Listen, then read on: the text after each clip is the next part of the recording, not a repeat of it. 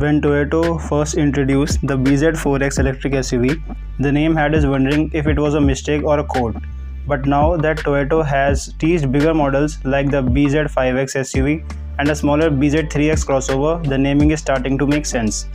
The bZ3X is a part of Toyota's expanding bZ Beyond Zero lineup and is designed to fit into the compact crossover segment similar in size to CHR. Right now, it's still a concept, but it will eventually become part of Toyota's goal to launch 30 new EVs by 2030. Details about the bZ3X are still under wraps, but we expect this near production concept to be available for orders in 2024. Toyota has not revealed specifics about the bZ3X's powertrain yet, but it's likely to offer a choice between a single front motor or a more powerful dual motor setup. This would keep the base model affordable while offering a high-powered, longer-range version for those willing to spend more. The 2025 Toyota bZ3X is anticipated to start around $40,000 with higher trims and optionally potentially reaching up to $45,000.